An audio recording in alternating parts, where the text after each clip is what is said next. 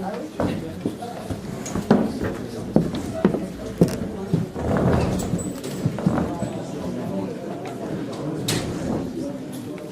Théâtre des Amandiers vous souhaite bien sûr la bienvenue et vous remercie pour votre présence régulière qui nous encourage à l'idée que les débats d'idées rassemblent celles et ceux que ne diffère pas la conduite du monde. Aujourd'hui, le thème de notre rencontre s'intitule « Immigration, intégration et lutte sociale ». Pour échanger avec vous sur ce sujet, dont chacune des trois figures a pu ou ont pu différer selon les temps sociaux et politiques qu'elles ont traversés, je suis heureux de vous présenter Jean-Paul Wenzel, metteur en scène de Tout un homme, qui se joue ici jusqu'au 9 décembre, Abdelali Agiat, sociologue et politiste, maître de conférence à Paris-Ouest, Nanterre, La Défense, ex-parisiste. Et avant de donner la parole à Alain Gage, directeur du Monde diplomatique, je vous invite, si vous l'avez déjà fait, à regarder les livres et publications qui se trouveront à la sortie de cette salle à la fin du débat. Merci. La parole est à vous, Alain. Bien, merci au théâtre pour avoir organisé cette rencontre, ce débat. Alors c'est à la fois un débat sur l'immigration et l'intégration, et c'est à la fois un débat autour d'une pièce qui se joue en ce moment et qui est, que vous, peut-être, je pense, un certain nombre d'entre vous vont voir après le débat, qui s'appelle Tout un homme et qui pose les problèmes de l'immigration dans l'histoire française. Alors, en fait, avant d'intervenir, je vais d'abord donner la parole aux autres intervenants, j'interviendrai après. Il y a dans cette pièce que j'ai lue qui m'a beaucoup touché, une des choses qui m'a frappé, c'est il y a deux personnages, un Algérien, un Marocain, qui donc immigrent en France, mais ce qui est frappant, c'est qu'ils immigrent à des périodes différentes. Le premier après la Seconde Guerre mondiale, le second en 1973. Et c'est la différence des contextes qui m'a frappé. C'est peut-être la première chose sur laquelle on va peut-être essayer de réfléchir, c'est-à-dire qu'en fait, nous, on a dans l'imagination que l'immigration après 1945, en gros, il y a eu une immigration maghrébine, et on différencie évidemment entre Algériens, Marocains, Tunisiens, mais pas forcément en fonction des périodes historiques qui ne sont pas du tout les mêmes, et les contextes qui ne sont pas du tout les mêmes, et vous verrez, dans la vie des personnages, ça ne se traduit pas du tout de la même manière. Moi, j'ai ressenti, mais c'est une question, que finalement, l'itinéraire des immigrés après 1945 avait été un itinéraire assez banal, pas très différent des immigrations précédentes, malgré tout ce quoi on peut fantasmer, parce que c'était des Arabes ou des musulmans, c'est-à-dire une immigration à la fois très difficile, très dure à vivre, parce que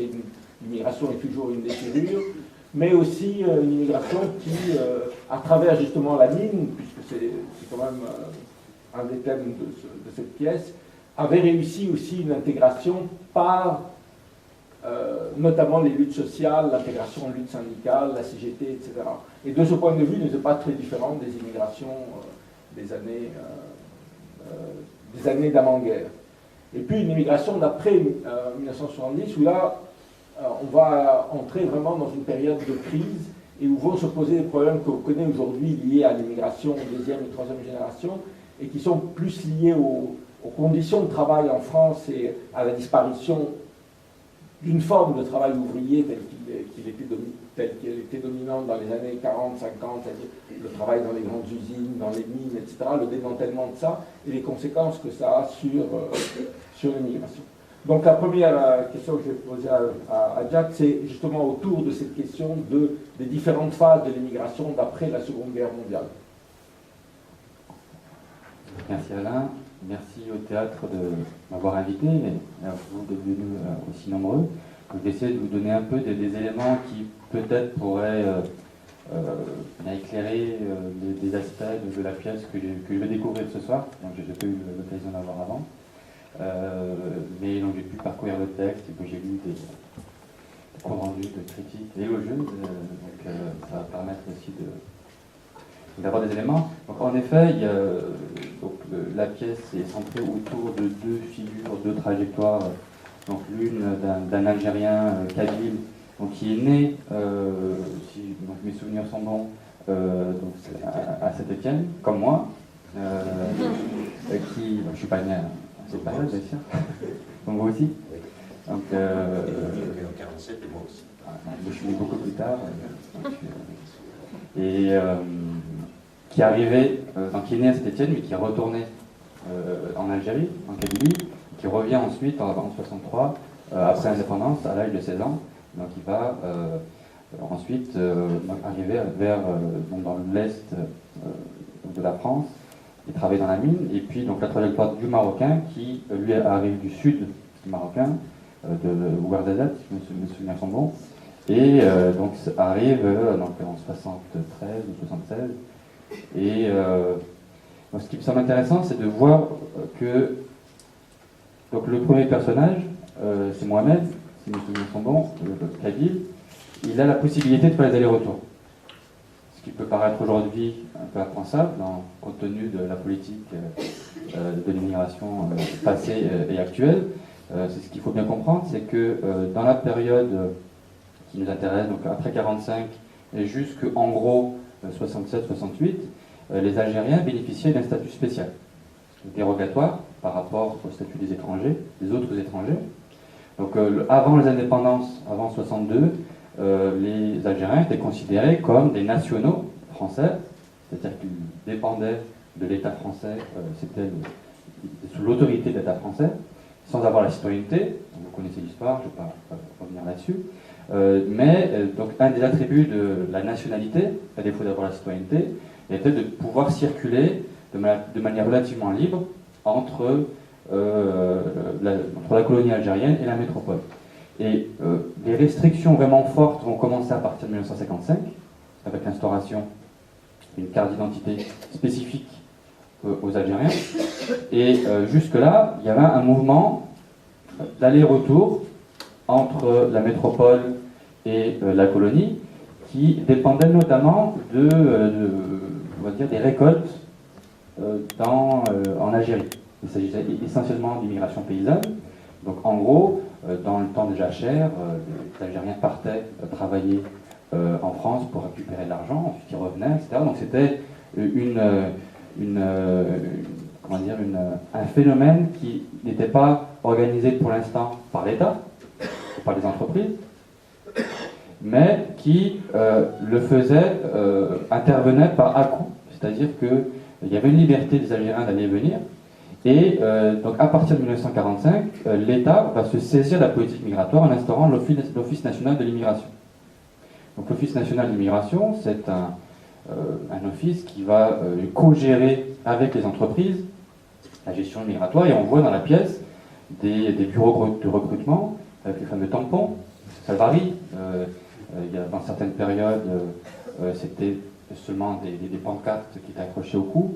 La famille, où il y avait seulement une pancarte avec le nom de la ville de destination, et les travailleurs étaient laissés un peu libres à eux-mêmes pour prendre le train à travers l'Espagne et à travers la France. Et là, en l'occurrence, dans la pièce, les tampons verts, ça passe, les tampons rouges, ça ne passe pas. Et donc, en fait, les critères qui étaient utilisés à l'époque, c'était des critères qui sont pas spécifiques à l'immigration maghrébine. C'était des critères qui étaient liés aux préoccupations des entreprises. L'enjeu, c'est d'avoir des travailleurs dociles, fixes, qui restent sur le territoire, qui ne soient pas politisés et qui avaient le minimum de capital culturel possible pour pouvoir avoir une certaine maîtrise sur eux dans l'entreprise. Donc c'est pour ça que les entreprises sont allées dans les campagnes reculées du Maroc, d'Algérie, etc., pour prendre, entre guillemets, pour recruter ces travailleurs. C'est quelqu'un de mon père, par exemple, qui est marocain, de l'Est marocain, qui a été recruté dans un bureau donc à Gérada, et il ne savait pas lire, donc c'était un paysan, et il ne savait pas écrire, il avait une capacité physique assez importante, puisqu'il avait travaillé à la mine Gérada. Donc ce qui comptait, c'était la capacité physique, une faible capacité intellectuelle, si l'on veut, et une faible politisation. Mais juste, dans la pièce, il y a un moment où on dit surtout ne dis pas que tu es alphabétisé, parce que sinon ils ne te prendront pas. Exactement. Donc il y a vraiment, ça va très loin dans le... Exactement. Mais ces critères-là, ils ont été élaborés avant la Première Guerre mondiale, puisque la première vague d'immigration, donc italienne, polonaise, etc., de la fin du XIXe siècle, a été elle aussi une initiative patronale, et les critères étaient assez semblables. Et ce qui fait la différence quand même, c'est qu'à partir de 1945, des textes sont parus, des directives, des circulaires, qui insistait sur la dimension raciale, la différence raciale de l'immigration maghrébine. C'est-à-dire que le souci qu'avaient les autorités de l'époque, c'était de ne pas maintenir cette population sur le territoire. C'est-à-dire que, dans l'idéal, en gros, il aurait fallu avoir de l'immigration européenne. C'était l'idéal. Mais, compte tenu de la situation géopolitique, compte tenu de la faiblesse de l'immigration européenne, l'immigration maghrébine était conçue comme un pis-aller. On ne peut pas faire autrement que d'aller chercher ces travailleurs, sachant qu'auparavant, si on prend la Seconde Guerre mondiale, et même pendant la Première, les travailleurs coloniaux étaient recrutés de manière volontaire ou de force, et souvent expulsés. Donc il y avait cette possibilité, en raison du statut colonial, de pouvoir prendre et expulser. Et ce qui va changer vraiment avec les indépendances, c'est que ces immigrés vont changer de statut. Vont passer du statut d'indigène au statut de ressortissant d'un pays étranger. Donc ça va complètement transformer le pouvoir de l'État et des entreprises dans la gestion des flux migratoires. Et c'est un élément important parce que c'est à partir de... à la fin après les indépendances, en 56 pour le Maroc, 62 pour l'Algérie, que l'usage des cartes de séjour, cartes de travail, etc., va être le moyen utilisé pour réguler les flux migratoires. Mais ce qu'il faut comprendre, c'est que les patrons n'étaient pas du tout dans une perspective de régulation des flux migratoires. On dit souvent que c'est la crise économique de 1973 qui a débouché sur donc la suspension de l'immigration décidée par Giscard d'Estaing. Donc il y a des travaux en histoire qui ont montré que ce n'était pas du tout le cas, que la décision de suspendre l'immigration, elle a été portée par des gens dans l'administration, donc notamment quelqu'un qui s'appelle André Postel-Vinen, et qui, pour convaincre les patrons de ne pas recruter des travailleurs étrangers, avait mobilisé d'autres arguments que la crise économique. Et notamment, l'enjeu, c'était d'éviter un nouveau mai 68. L'enjeu, c'était éviter de maintenir sur le territoire une population ethniquement différente. Et donc la crise est venue ensuite comme une justification de la suspension de l'immigration.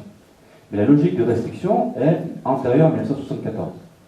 Et donc la première restriction, c'est notamment la circulaire Marcellin-Fontanet, 1972, où en gros la circulaire Marcellin-Fontanet faisait une séparation entre carte de séjour et carte de travail. C'est-à-dire pour obtenir une carte de séjour, il fallait donc avoir une carte de travail. Pour avoir une carte de travail, il fallait avoir un contrat dûment signé par un patron, etc. Alors qu'auparavant, le travail et le séjour étaient confondus dans une même carte. Donc ce qu'ont fait Marcellin-Fontanet, donc le ministre de l'Intérieur et le ministre du Travail, c'est de séparer ça. Et donc ça a déclenché le premier mouvement de sans-papiers. Donc c'était décembre 72. C'est notamment les grèves de la faim à Valence. Et ça s'est succédé ensuite en 73, 74, etc. Donc la naissance du mouvement de sans-papiers est liée à ça. Et ce qu'on voit dans toutes les tracasseries, les difficultés que rencontrent les personnages dans la pièce, c'est le paradoxe de la politique migratoire française. C'est qu'il y a d'un côté un besoin structurel de l'économie française des travailleurs étrangers. Ça, c'est vrai encore aujourd'hui. Si on regarde les statistiques, il y a toujours des flux migratoires. Pourquoi ? Parce qu'il y a toujours, surtout dans certains secteurs d'activité, un besoin structurel. Et de l'autre côté, le fait d'introduire ces travailleurs étrangers en France fait qu'ils ont des droits. Donc l'enjeu, c'est contradiction entre le pouvoir d'État, en gros, de faire circuler les gens, et le fait que cette circulation en elle-même entraîne des droits. Et le premier droit, c'était le droit à la famille. Donc l'enjeu de la suspension de l'immigration, en 1974, c'était non seulement donc, de réduire le nombre d'entrées, mais aussi de réduire le regroupement familial. Donc à partir de 1974, tout l'enjeu, c'est une lutte a été menée contre le droit à la vie de famille, donc de la part de l'État. Donc il y a une lutte de l'autre côté, donc notamment avec des syndicats, comme Logistique, etc., qui ont obtenu une jurisprudence du Conseil d'État 78, qui assure le droit à la vie de famille des travailleurs étrangers. Et aujourd'hui, si on regarde les flux migratoires en général, c'est le regroupement familial qui correspond à la proportion la plus importante. C'est ce que Sarkozy appelle l'immigration subie, qui n'était pas choisie par les entreprises. Donc c'est ce qui fait aussi qu'il y a une certaine, une grande difficulté de la part des mouvements de travailleurs étrangers, donc qui sont développés pendant mai 68 et après mai 68, c'est que les outils qui ont été utilisés pour réduire ces flux ont été des outils juridiques. Des outils juridiques, donc il faut contrer à travers des règles juridiques, à travers des tribunaux, etc. Et ce qu'on voit vraiment dans la pièce, c'est le fait que les papiers, c'est la vie. Qu'on est réduit à des papiers. Donc la vie d'un individu, de sa famille, est réduite à la possession, à la non-possession de papiers. Et c'est quelque chose qui est assez, assez violent dans la trajectoire, et ce qui aussi provoque beaucoup de souffrance, c'est le fait de pouvoir basculer d'une position à une autre, de passer de la légalité à l'illégalité, le fait d'être constamment sur le qui-vive. Et donc c'est en ce sens-là que, je m'arrêterai là, que l'instauration de la carte de 10 ans en 1984, donc après la marche pour l'égalité de 83, a été un véritable soulagement pour l'immigration en France, puisque ça permettait d'avoir une perspective à long terme, et se projeter dans l'avenir, etc. Et cette carte de 10 ans a été démantelée petit à petit par les lois l'Est de la rue, par les lois Chevènement, par les lois Pasqua, etc. Et aujourd'hui, donc, des mouvements de sans-papiers qui se mobilisent sont encore en train de rétablir le mouvement qui avait permis d'instaurer la carte de 10 ans. Bien, merci. Donc maintenant, je vais demander à Jean-Paul Wenzel. Mais peut-être avant de parler de la pièce, c'est un peu de la genèse du livre, puisqu'avant la pièce, il y a eu un livre. Comment ce livre vous est venu, si je peux dire? C'est une commande. C'est-à-dire qu'en Lorraine, ils se sont aperçus, à un moment donné, dans les années 2005-2006, qu'il n'y avait absolument rien, aucun ouvrage, aucun documentaire, aucun travail sur l'immigration maghrébine. Il y avait des ouvrages des Italiens sur les Polonais, mais absolument rien de conséquent, en tout cas, sur cette émigration-là. Donc je crois que c'est la préfecture de Forbach, la sous-préfecture de Forbach, qui a lancé l'idée de « ce serait bien » qu'il y ait un livre. Donc ils ont été voir les amicales des Algériens, les amicales des Marocains, qui ont été voir les sociologues à Metz, le département sociologique de l'université de Metz, qui ont décidé de faire un ouvrage sociologique, donc de partir en enquête sur cette population, qui était très nombreuse en Lorraine, très très nombreuse, plus 5000 personnes qui travaillaient. Il y avait aussi la sidérurgie dans le nord mosellan et à l'est mosellan, le charbonnage. Donc, voilà, ils ont voulu réparer cette injustice, donc ils ont été voir la DRAC, la Direction régionale des affaires culturelles, ils ont été voir. Bon. Et puis, un jour, voilà, quelqu'un de la DRAC et de l'action sociale du bassin houiller est venu me voir à Paris. Étant un auteur lorrain, j'ai écrit une pièce il y a plus de 30 ans qui s'appelle Loin la Gondange, qui parle du monde ouvrier de la sidérurgie lorraine. Donc il dit, voilà, c'est un auteur lorrain, on va demander à un auteur lorrain. Coltès étant mort, moi, il me restait moi. Et donc, j'ai dit oui, ça m'a passionné. Donc, très vite, les sociologues, deux jeunes filles du département sociologique m'ont envoyé de nombreux textes d'entretien, tapés à la machine, etc. C'était à chaque fois 2 heures, donc des gros documents comme ça. Et chaque vie traversée était une découverte époustouflante pour moi. Une puissance de vie, des choses que j'apprenais, que je ne connaissais pas bien. Et j'ai eu, donc j'ai lu ça, et puis j'ai voulu moi-même m'inclure dans ce paysage là-bas, et je suis parti plusieurs mois en Lorraine, où j'ai moi-même rencontré nombre de Maghrébins, Algériens, Marocains essentiellement. C'était les 2 plus grosses communautés, disons. Très peu de Tunisiens à ce moment-là, et très peu de Turcs, ils étaient plus en Allemagne. Donc je suis parti à la rencontre et j'ai été, encore une fois, sidéré de leur liberté de parole, de leur puissance de vie et de... Voilà.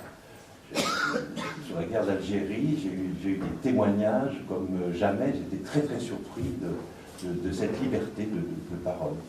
Et donc je me suis retrouvé pour écrire ce livre avec des tonnes et des tonnes de documents, quoi. Donc j'avais des piles et des piles, etc. Et donc il fallait que je trouve ma porte d'entrée, hein, parce que c'était un livre qu'on me commandait. Et quelle porte d'entrée? C'est que j'ai trouvé un Algérien qui était né en 1947 à Saint-Étienne, comme moi, dont le père était parti jeune comme le mien, et qui avait tenté sa chance à 16 ans, comme lui, comme moi. Et donc, voilà, j'ai tenté une écriture où de ces 100 personnages réels, de rentrer dans la fiction en faisant un homme pour les Algériens et un homme pour les Marocains, parce que l'immigration, comme il a été dit, est très très différente. Hein. Voilà. Et donc, je me suis plongé dans une fiction, et je ne sais même plus maintenant quelle est la part de fiction et quelle est la part de réel. C'est une fiction vraie. Je sais que je l'ai présentée, j'ai fait une toute petite forme. Pendant que j'étais en train d'écrire le livre avec Arlette Damian, on a fait une petite adaptation avec 3 acteurs et un musicien. On a été à la rencontre de cette population dans les centres sociaux, dans les cités, dans les Emmaüs, comme ça. On a eu vraiment la population maghrébine qui allait au théâtre pour la première fois. Donc cette petite adaptation, je me suis rendu compte qu'elle touchait tout à fait juste. Quoi. Tout à fait juste. Ce qui m'a frappé pendant ces entretiens, j'ai une petite anecdote parce qu'elle est très significative, c'est que dans les entretiens, quand c'est les papas, ils ne sont pas tous vieux, hein, parce que les mines sont fermées, la dernière mine est fermée en 2004, donc c'est pas très très vieux. Donc il y avait des papas de 45 ans, 50 ans, hein, qui sont en congé charbonnier, qui ont 80% de leur salaire en attendant la retraite. Et quand je discutais avec eux, avec les enfants qui étaient à côté, quand je me retournais vers les enfants, au bout d'un moment, je voyais qu'ils pleuraient, parce que c'était la première fois qu'ils entendaient cette histoire, quoi. Ils étaient très très surpris, même il y en a quelques-uns qui disaient « Quittez toi, tu viens 1-2 heures, mon père il dit tout, et moi, sans fils, je ne dis rien. Oh, c'était magicien, quittez quoi. » C'est très étonnant, cette liberté de parole. Et voilà, donc je suis rentré dans cette écriture, voilà, comme dans ce récit le plus vrai possible, et en y mettant toute une série de sensations, de connaissances historiques et aussi de ma sensibilité, voilà, d'écrivain. Est-ce que ça répond un peu Moi, j'ai encore une question qui concerne tous les deux. C'est-à-dire, il y a eu, après 1945, une immigration maghrébine qui a été conçue par les autorités comme différente des autres immigrations parce que non européennes. Alors moi, l'impression que j'ai quand je lis, par exemple, des textes dans les journaux français des années 30 sur l'immigration espagnole, par exemple, je lis des choses que même la presse d'extrême droite n'oserait pas écrire aujourd'hui sur l'immigration. Donc, qu'est-ce qui est vraiment différent? C'est-à-dire, est-ce que c'est pas une reconstruction, l'idée que à chaque immigration, il y a eu un discours pour dire cette immigration ne va pas s'adapter, ceux d'avant se sont adaptés, mais ceux-là ne vont pas s'adapter. Les Italiens, on a dit, mais ils sont trop catholiques, ils ne pourront pas s'adapter. On a dit un peu la même chose des Polonais. Après, on a dit, les Italiens sont... Enfin, après, on a eu les Juifs d'Europe centrale, on a dit, ils ne peuvent pas s'intégrer parce qu'ils sont juifs, etc. Donc, qu'est-ce qu'il y a eu de spécifique en termes d'immigration coloniale ou racialement, perçus comme racialement différents. C'est un peu un leitmotiv qu'on retrouve depuis la fin du XIXe siècle, selon lequel c'était mieux avant. L'immigration précédente était plus assimilable, plus intégrable que celle qui arrive. Et aujourd'hui, dans certains discours, on a même l'opposition entre l'immigration africaine et l'immigration maghrébine. Les Maghrébins, les Algériens, maintenant ils sont intégrés. Et maintenant ce sont les Africains, certains sociologues parlent de peuple des forêts, peuple des savanes, qui ne seraient pas intégrables. Donc c'est clair que c'est une sorte de répétition dans les discours. Mais historiquement, donc les premières grandes vagues d'immigration, notamment italienne, étaient perçues comme des menaces à l'identité nationale. Donc, si on prend l'Italie, de la fin des années 1870-1880, le discours, c'était un discours qui insistait sur leur altérité, donc race latine, qui serait donc beaucoup moins noble que la race française, qui serait plus du côté des races celtes, etc. Un mélange de celtes et de latin. On a des discours qui vont être suivis d'actes, puisque dans les années 1870-1880, on a des massacres d'Italiens. Il y a Laurent Moriel qui a travaillé là-dessus, et Laurent Bornel, qui a écrit un livre, La France hostile, sur les mouvements xénophobes contre les Italiens, les Polonais, etc. Et donc en fait, le discours qui a été tenu contre les Italiens, les Polonais, il a persisté jusque dans les années 50-60. Ensuite, il y a une substitution dans la hiérarchie. Donc la question, c'est que la position des nationalités bouge, change dans la hiérarchie, mais c'est la hiérarchie qui est maintenue. Donc, lorsque je parlais de 1945, du point de vue, là je me situais du point de vue de l'État, du point de vue du ministère de la Population, du point de vue de l'Office national d'immigration. Donc on a des directives qui sont claires, qui mettent une hiérarchie prioritaire dans la nationalité. Et l'immigration coloniale était située tout en bas. Donc c'est en ce sens-là que je disais que l'immigration, notamment algérienne, était considérée comme un pis-aller. Et la hiérarchisation, fondée sur un critère ethnique, on la retrouvait aussi au sein même de la structure de l'entreprise. Donc là, il y a des travaux, notamment sur Renaud Billancourt, qui sont très illustratifs. Donc c'est Laure Pitty qui a fait un travail là-dessus. Elle s'est rendu compte qu'il y avait une gestion ethnique de la population des ouvriers donc à Renaud Billancourt. Donc ce que je veux dire par là, c'est que des formes de racisme institutionnel sont intégrées dans la politique migratoire. Et l'idée de racisme institutionnel est importante parce que ça rend compte de la difficulté de remettre en cause des présupposés, des hiérarchies ethniques et raciales. Et parce qu'elles sont fondées sur des politiques, sur une organisation du travail, etc., qu'elles existent. Donc ce sont ces institutions qui font exister les hiérarchies raciales. Elles ne sont pas préexistantes aux institutions. Et c'est très difficile de sortir de ces catégorisations raciales dès lors que ces politiques se maintiennent. Donc j'ai souvent tendance à dire c'est la béquille. Les institutions servent, et même la frontière nationale étrangère sert de béquille à la division entre le eux et le nous. Et mais c'est vrai que, par exemple, imaginons qu'il y ait des mouvements d'extrême droite, même de droite, qui considèrent qu'il existe une menace jaune. À un moment, il a existé, on a perçu ça comme ça, mais aujourd'hui, ce n'est pas le cas, parce que la menace jaune, le problème de l'immigration chinoise ou asiatique, n'est pas construit en problème public. Donc c'est un élément important, c'est que une population pose problème, pas parce qu'elle pose problème en soi, ou en elle-même, mais parce que des acteurs considèrent qu'elle pose problème, qu'il y a une croyance en l'existence d'un problème. Et qu'est-ce qui fait que des acteurs croient qu'il existe un problème immigré? C'est qu'ils se sont mobilisés. Ils convainquent des notamment les pouvoirs publics, qu'il existe un problème de l'immigration. Et c'est ce qui...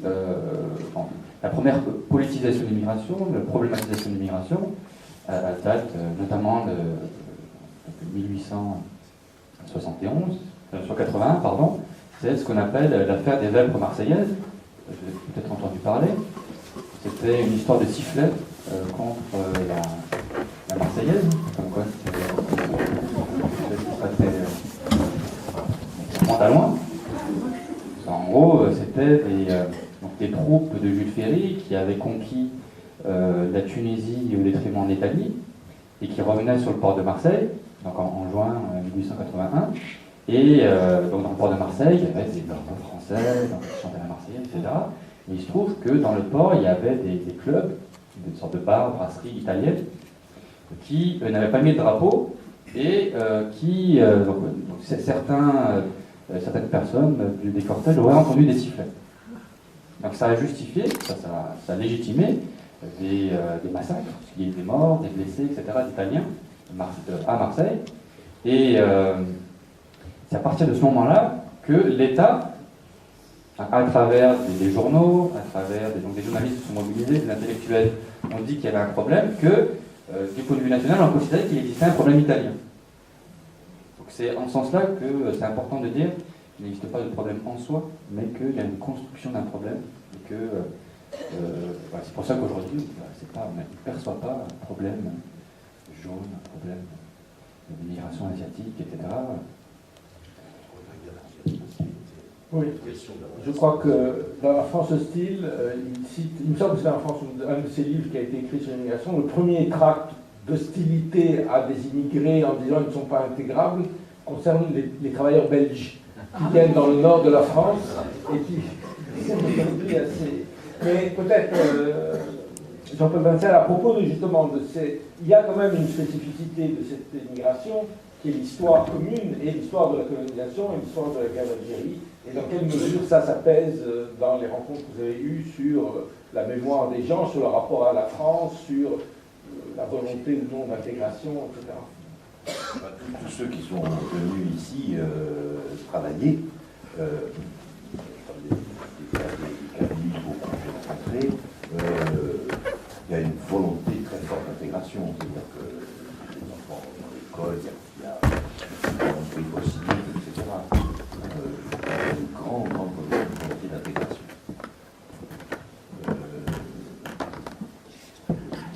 Le problème religieux ne met pas un problème.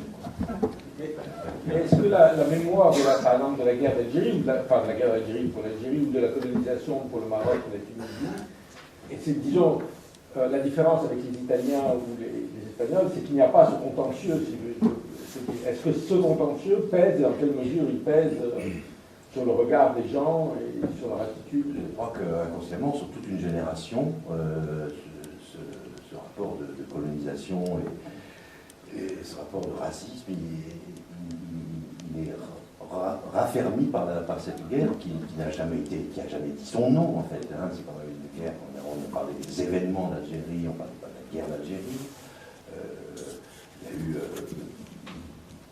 énormément de choses très très troubles, tout ça. Donc il y a eu les gens ont mis beaucoup de temps à parler, je trouve, hein, des deux côtés. C'est vrai que les parents n'ont pas beaucoup raconté leur guerre d'Algérie aux enfants. C'était très très sujet. Moi j'ai été très surpris de la liberté de parole, des tortures, de l'histoire de bistrot, de FLN, etc. J'ai appris beaucoup. J'avais un livre d'histoire, c'est vrai pour moi. C'est vrai que quand on va chercher en 73 le premier choc pétrolier dans le sud marocain, 5000, c'est un ancien de la coloniale, il s'appelle Mora, tout le monde me parlait de Mora, Monsieur Mora, un ancien de la coloniale, qui a été recruté par les houillères du Nord-Pas-de-Calais pour fournir de la main-d'œuvre au bon marché, quoi. Donc on a été chercher dans le sud marocain des analphabètes, volontairement, qui aussi sont solides. On prenait les plus solides, avant de mettre un tampon vert, on leur tâtait les dents, les os, les bras, les ongles, etc. Comme des animaux, quoi, hein. Et ils passaient 3-4 visites médicales sur une année pour être recrutés au contrat C'est-à-dire que ils n'avaient pas le statut de mineur. Voilà, on ne pouvait pas prendre des Européens on les aurait pris avec un statut. Le statut de mineur, c'est-à-dire travail à vie, logement gratuit, chauffage gratuit, soins gratuits, etc. Donc on va chercher le gros contrat des gens habitués à la chaleur, des analphabètes, pour les amener dans les mines du Nord, et après le premier choc pétrolier, quoi, parce que tu disais tout à l'heure. Et là, comme ils sont analphabètes, voilà, ils ne luttent pas beaucoup, sauf qu'à un moment donné, il y a une petite histoire qui est rigolote, on leur retient 200 francs sur le billet d'avion du retour pour un autre contrat, quoi.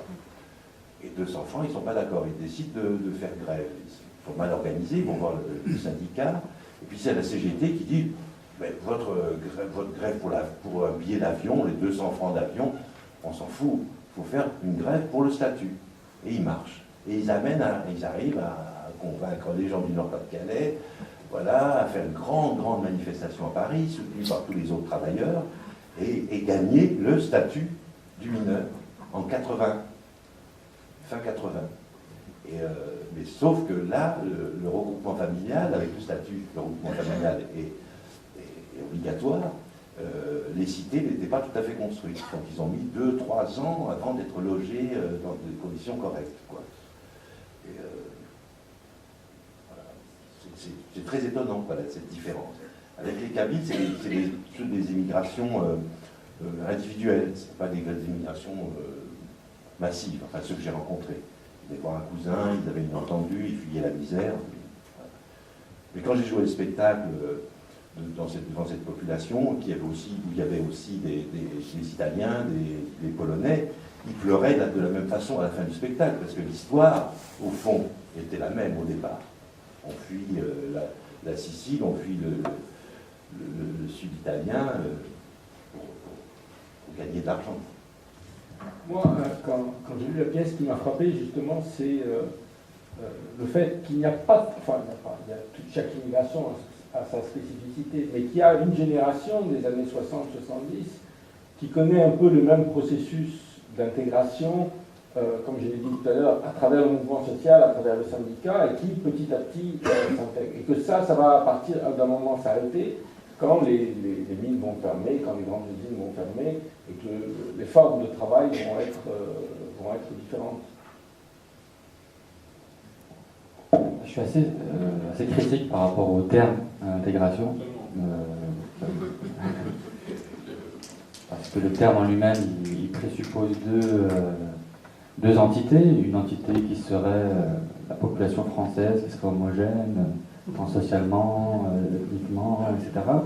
Et de l'autre côté, la population à intégrer, qui elle aussi serait homogène, socialisée. Donc je préfère, j'accepterais de l'utiliser dans son sens sociologique durkheimien du terme, c'est-à-dire l'intégration d'une société, c'est-à-dire sa cohésion, c'est-à-dire cohésion, ça veut dire si chacun trouve sa place dans la division du travail.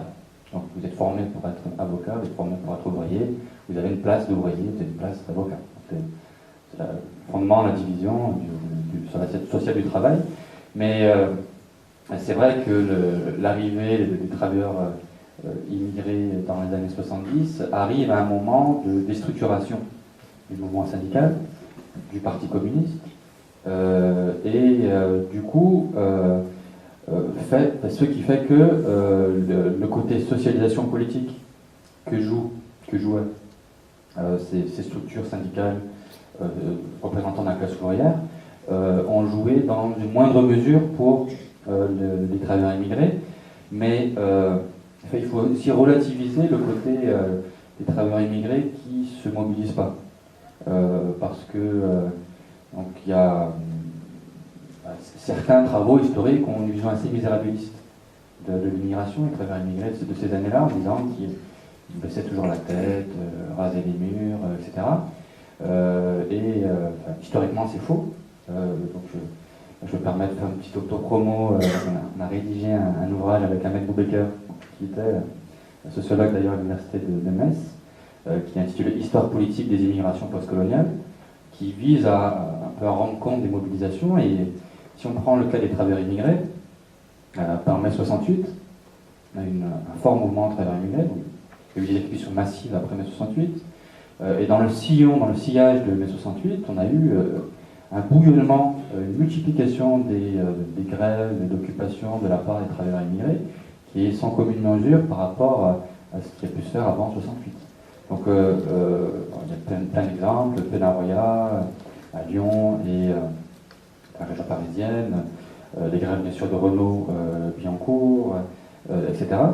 Et jusqu'au début des années 80, si on prend les grandes grèves, les licenciements de 81-83, quand Citroën Honnay, Talbot-Poissy, donc pour ce qui concerne la région parisienne, on a massivement les travailleurs immigrés qui sont mobilisés. Donc de ce point de vue-là, il y a une intégration dans le sens sociologique dans le mouvement syndical. De fait, surtout dans des usines où il y avait 70, 75%, voire plus, de travailleurs immigrés. Et ce qu'il faut aussi, ce qu'il faut avoir en tête, c'est le fait que les structures syndicales et les structures politiques type Parti communiste ne percevaient pas, à l'époque, les immigrés et leurs enfants comme une clientèle. Parce qu'ils étaient pris, comme les immigrés eux-mêmes, dans le milieu du retour, dans l'idée que c'était une situation temporaire, et que, au bout de quelques années, ils allaient retourner dans le pays d'origine. Donc, du coup, moi j'ai fait une enquête dans la région lyonnaise, notamment à Vénissieux, donc j'ai posé des questions à des cadres du PCF, des cadres CGT. Bon, vous aviez là des centaines, voire des milliers d'enfants, d'ouvriers. Bon, certes, ils étaient algériens, ils étaient enfants de harkis, etc. Mais pourquoi est-ce qu'ils n'étaient pas aux jeunesses communistes? Pourquoi est-ce que les cellules ne les accueillaient pas, etc. Et j'ai été frappé par la réaction de l'un d'entre eux, c'était Guy Fischer, qui est devenu ensuite vice-président de l'Assemblée nationale pendant un temps. Il disait, mais on ne les percevait pas comme des gens qui pouvaient faire partie de notre organisation. C'était, en gros, nous, l'immigration, c'était un truc qui était traité par le service des relations internationales du parti. De fait, c'était ça. C'était la CGT qui avait une section internationale, donc qui dialoguait avec l'organisation, le syndicat des travailleurs algériens, c'est le syndicat des travailleurs tunisiens, etc. Et donc du coup, des formes de socialisation politique dans les quartiers populaires se sont faites en dehors des structures du parti, dans la mesure aussi où, bon, c'est très différent en fonction des localités, mais certaines sections locales du Parti communiste avaient un discours vraiment hostile aux immigrés. Vraiment, des moments dans certaines localités, donc si on prend le cas de Vénissieux, il y avait des discours racistes qui étaient tenus dans les kermesses du Parti communiste. Donc du coup, du côté des immigrés, il y avait aussi une haine, bien sûr, c'est pas du racisme anti-blanc, mais une haine dans le sens où, c'est soi-disant des représentants de la classe ouvrière qui nous insultent, qui veulent qu'on parte. Et le ressort principal, donc là je vous renvoie au travail de Lévi Masclet sur la gauche et les cités, qui a bien étudié ça pour le cas de Gennevilliers. L'enjeu, c'était que les travailleurs étrangers n'avaient pas le droit de vote. Et du coup, l'arrivée massive dans certaines localités faisait qu'ils perdaient, risquaient de perdre certaines populations qui votaient pour eux. Donc du coup, l'idée c'était de maintenir cette population qui vote qui sert de base au Parti communiste. Donc il y a ce côté électoral, donc voilà, il y a le fameux bulldozer de Vitry, etc. Donc il y a toute cette histoire que vous connaissez, je suppose, qui explique aussi la faible politisation des immigrés et de leurs enfants à travers les structures classiques du mouvement ouvrier. Mais il y a des politisations alternatives. Les premiers mouvements d'enfants d'immigrés, c'est la fin des années 70. Donc il y a des mouvements comme Rock Against Police qui était fortement implanté à Nanterre. Il y avait des mouvements qui vont donner ensuite tout le mouvement de la marche pour l'égalité et contre le racisme. À Lyon, il y avait des jeunes, donc les jeunes arabes de Lyon et de sa banlieue, etc. Et du côté des travailleurs immigrés, il y avait des structures autonomes, comme le mouvement des travailleurs arabes, qui est né en 72, et puis des sections de syndicats, notamment CFDT, qui étaient de fait à cette période plus ouverte que la CGT sur ces questions, même si ça dépend beaucoup des localités, mais vraiment c'était l'inverse. Donc on a toujours des formes de politisation et qui étaient aussi liées à l'histoire coloniale. Donc pour répondre un peu à votre question sur la question de la transmission, je pense qu'il faut relativiser l'idée de manque de transmission. Au sein des familles, ça existe, l'absence de transmission.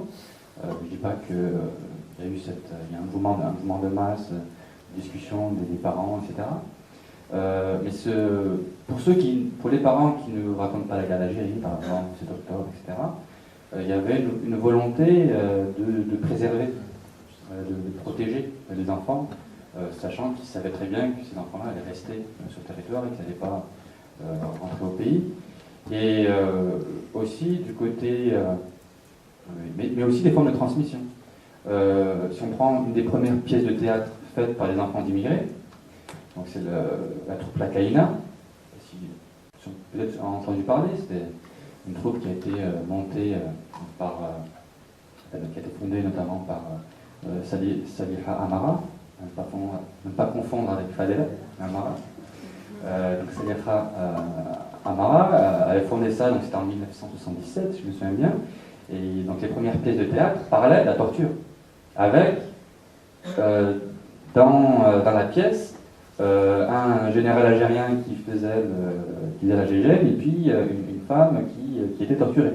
Donc c'était présent, d'ailleurs elle a été jouée à la cité de transit de Nanterre à l'époque, lorsqu'il y a des grosses mobilisations, c'était joué dans les théâtres parisiens, c'était joué à Vincennes, etc.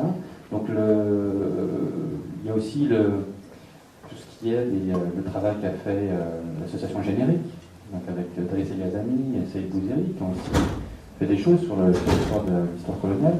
Donc cette transmission elle est ambivalente, quoi.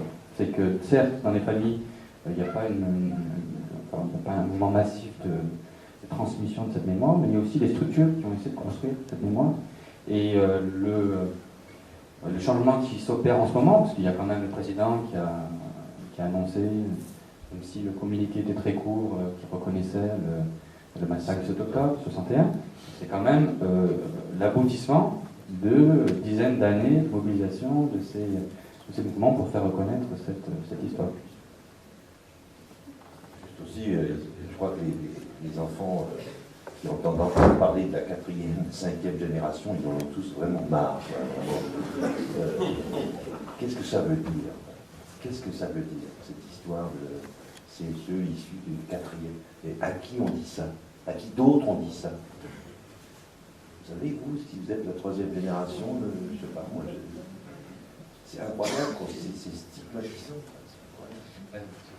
L'idée de 3e génération, 4e génération, c'est significatif de catégorisation ethnique ou raciale.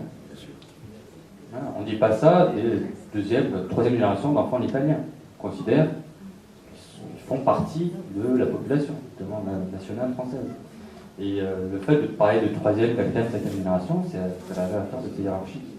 Parce qu'il s'est construit petit à petit aussi, enfin on a justifié petit à petit ce fait qu'il serait fondamentalement différent des autres immigrations, notamment à travers l'islam. Et à propos des grandes grèves de 82-83 dans l'automobile, je me souviens, Le Monde avait titré « La grève des travailleurs musulmans de Renault ». Et c'était la première fois, je crois, qu'on qualifie une grève comme ça. Et après, quand j'ai discuté pourquoi, ils m'ont dit « Mais parce que dans les revendications, il y avait la revendication d'une salle de prière ». Alors ce qui était frappant, c'est que cette revendication a toujours existé, et qu'en 1974, quand Giscard d'Estaing est élu président de la République, il envoie une lettre à tous les grandes entreprises en leur disant « Vous devriez ouvrir des salles de prière ». Donc ça n'a pas du tout, c'est pas du tout quelque chose de nouveau qui brusquement surgit, mais il y a quand même cette catégorisation de l'islam qui petit à petit d'ailleurs pèse de plus en plus aujourd'hui sur la catégorisation de ces populations. On va peut-être donner la parole à la salle, s'il y a des questions, des remarques, Il y a un micro? Oui, il y a un micro là, si vous voulez. Voilà, derrière, oui.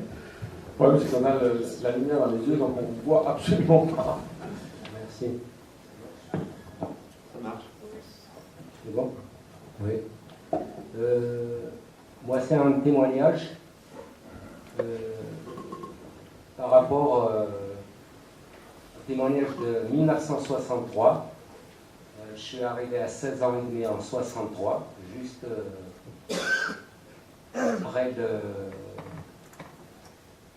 après l'indépendance, bien sûr, une année après l'indépendance, on va dire. Et je suis rentré directement dans la production, une maison qui s'appelait Ericsson en ce moment-là, je crois que c'est Thomson après qui a repris. Je vous dis ça, c'est pour venir un petit peu en contradiction à ce qu'a dit le sociologue par rapport à la CGT et au Parti communiste. Je suis arrivé, je ne savais pas ce que c'était le Parti communiste ni la CGT. Je suis venu d'un petit village kabylie. Je savais lire et écrire, j'étais un peu à l'école en Algérie avant d'arriver, j'avais mon certificat d'études. J'avais trouvé des militants CGT qui m'ont aidé énormément. Je ne savais pas du tout ce que c'était la CGT, je répète, ni le Parti communiste. J'ai adhéré tout de suite d'ailleurs. Ils m'ont aidé dans le travail et ils m'ont aidé à l'extérieur à trouver un logement. Et par la suite, j'ai habité à Argenteuil. En ce moment-là, c'était à Paris. J'habitais Paris et j'habitais à Argenteuil ensuite. C'était ces militants-là, d'ailleurs, qui m'ont aidé à trouver un petit hôtel à Argenteuil. Et là, j'ai pu donc connaître la jeunesse communiste, parce que vous avez parlé tout à l'heure de la jeunesse communiste et vous avez dit qu'il y avait un empêchement de rentrer, qu'on les regardait de travers. Là, je témoigne contre cela. Sincèrement, c'était tout le contraire. Je n'ai pas vu du tout de déférence, au contraire, et ils m'ont pris dans les bras comme j'ai jamais vu une fraternité aussi grande que ce que j'ai vu en ce moment-là. Et ça m'a beaucoup aidé d'ailleurs. Voilà ce que je voulais témoigner. Merci. Avant de reprendre la parole, je propose qu'il y ait d'autres interventions ou questions.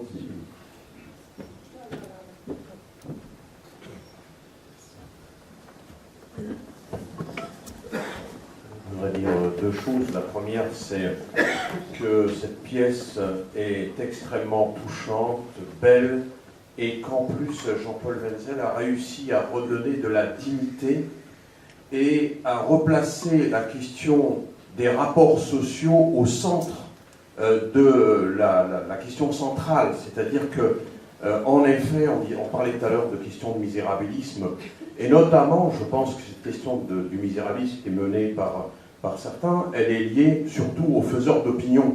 C'est-à-dire qu'on a oublié de parler depuis tout à l'heure la question des journalistes. Parce que les journalistes, les médias, ont un rôle extrêmement important dans la dimension de véhiculation de la stigmatisation et du misérabilisme, de l'idée qu'il n'y a pas d'histoire, etc. Ça me semble extrêmement important. La deuxième dimension, plus politique cette fois-ci, c'est, on a parlé de Masselet, on a parlé de beaucoup de choses, mais on a aussi effleuré les années 80, Le Monde. Le 27 février 1983, précisément, dans ce même journal dit de référence, il y avait aussi, parce qu'on a parlé de Parti communiste, mais aussi toute la gauche, le Premier ministre de la France, à l'époque, Pierre Mauroy, avait dit ceci sur la grève de Renaud Billancourt. Ces gens-là, en parlant des travailleurs algériens, sont des individus donc, qui sont manipulés par l'islamisme international et qui n'ont rien à voir avec les réalités sociales françaises. Et il avait même dit qu'ils étaient chiites, parce que c'était après la révolution iranienne, alors qu'il n'y avait aucun chiite en France. Et donc, non, ce que je veux dire simplement, c'est cette question de l'ethnicisation des rapports sociaux avait été indiquée par cette phrase-là et par cette déclaration-là, par le Premier ministre de la France, qui n'est pas rien. Et que cela veut dire aussi que la question de la guerre d'Algérie, elle aussi, elle traverse de manière importante la question de l'immigration, notamment maghrébine, et algérienne en particulier. Et ça, c'est une dimension importante. Maintenant, sur cette question de Masselet et de la question de la socialisation politique dans les instances des mouvements progressistes, je crois qu'elle est véritablement réelle, c'est la question de la responsabilité qui est donnée aux Français héritiers de l'immigration coloniale. Et malheureusement, oui, je crois que le sociologue a raison de ce point de vue-là. Vous m'appelez Abdelali. Je crois qu'il y a véritablement eu un rendez-vous manqué dans la prise de responsabilité. C'est très très tard, et d'ailleurs on l'a vu, y compris, c'est malheureusement, je dis malheureusement, c'est la droite, Sarkozy et toute la bande qui ont donné des postes ministériels les premiers, hein, et que ensuite la gauche elle a suivi, et elle a été très en retard de ce point de vue-là.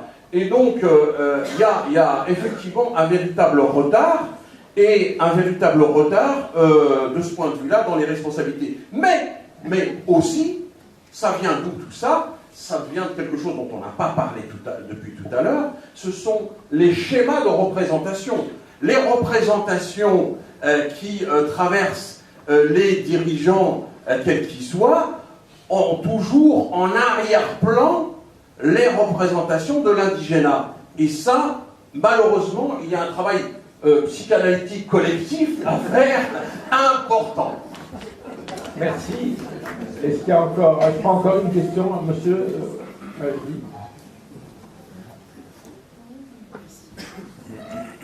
derrière.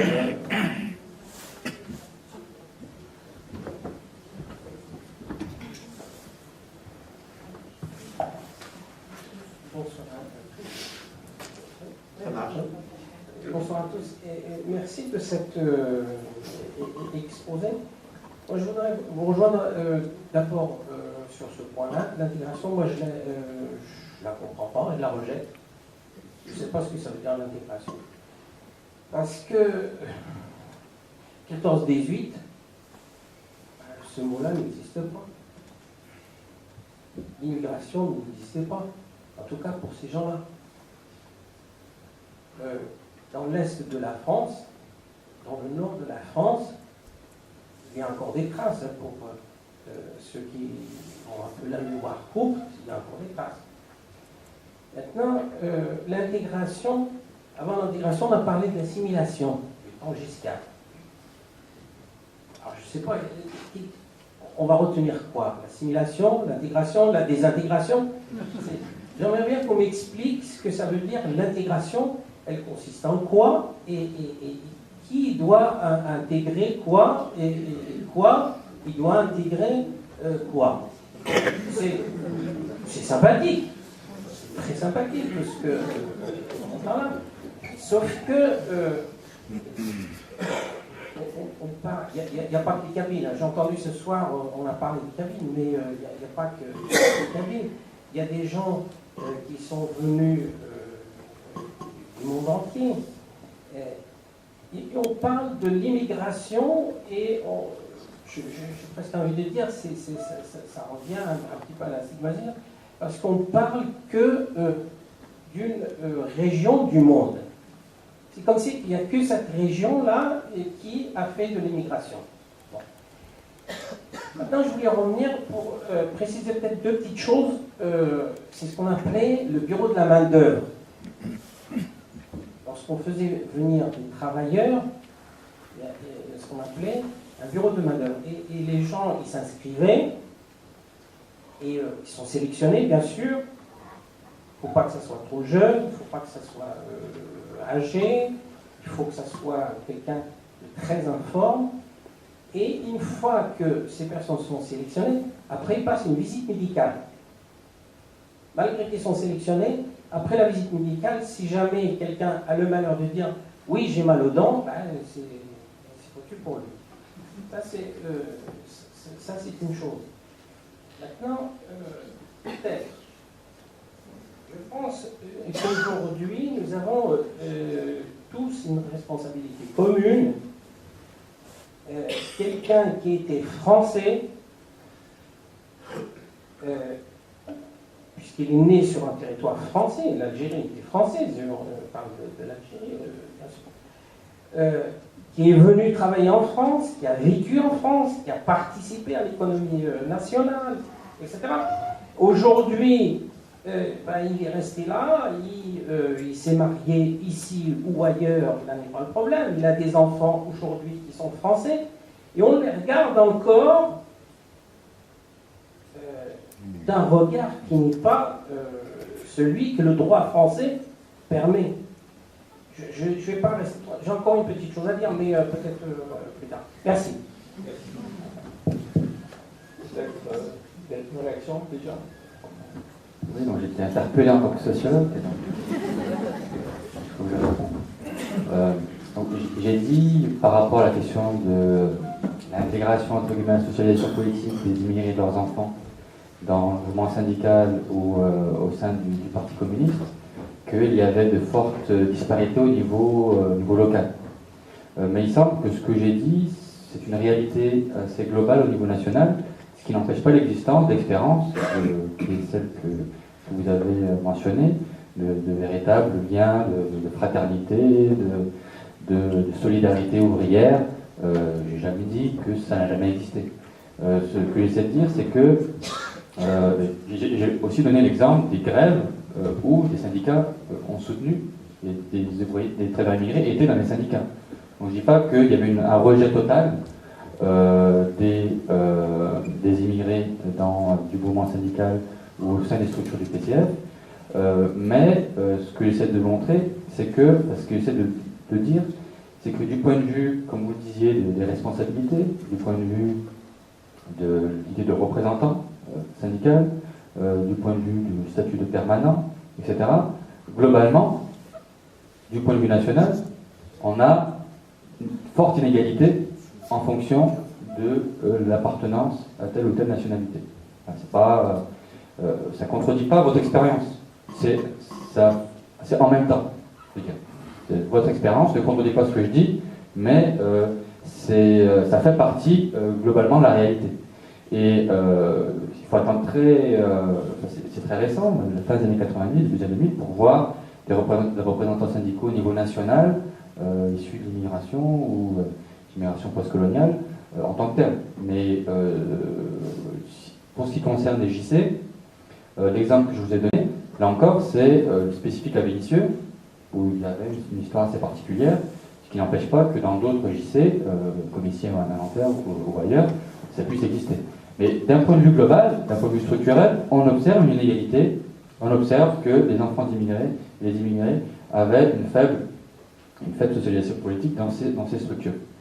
Rajouter un témoignage. Moi, j'ai été dirigeant national de la jeunesse communiste dans les années 70.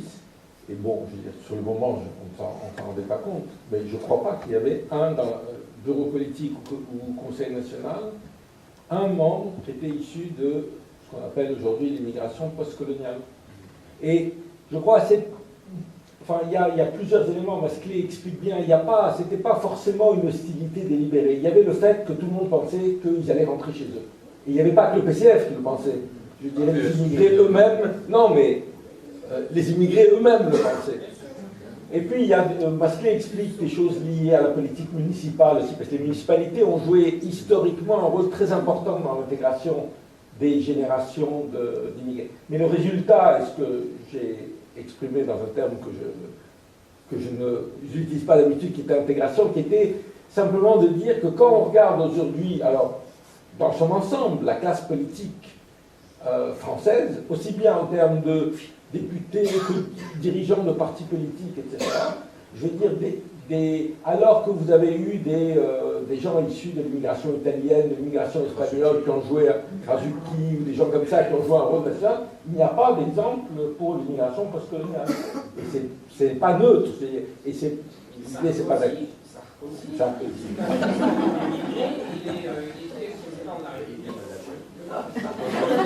On parle de la troisième génération.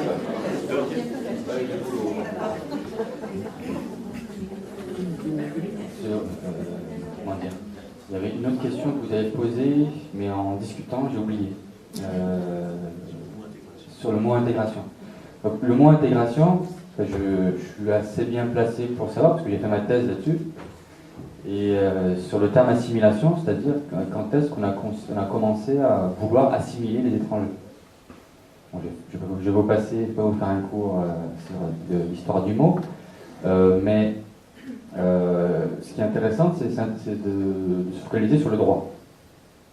Donc, le droit, pour obtenir la nationalité française, donc il y a ce qu'on appelle une condition d'assimilation. Cette condition d'assimilation, elle est parue assez récemment dans l'histoire de France, c'est 1927. Et à l'époque, ça concernait uniquement des immigrés européens. Et l'idée d'assimiler, ça veut dire l'identité, passer d'une altérité à une identité. Et comme je disais tout à l'heure, ça suppose deux ensembles homogènes, essentiels. D'un côté, le groupe A intégré, qui aurait des caractéristiques immuables, etc. Et le groupe intégrateur, qui lui aussi est fondé sur une homogénéité. Donc ce qui fonde l'idée d'assimilation, c'est l'idée qu'il existe un groupe national avec une identité unique et une homogénéité nationale. C'est un mythe. C'est un mythe, mais qui est nécessaire du point de vue de la pensée juridique, dans la mesure où les juristes considèrent que c'est cette unité culturelle, à l'époque on utilisait le terme racial, qui justifie l'existence d'une nation et d'un État-nation.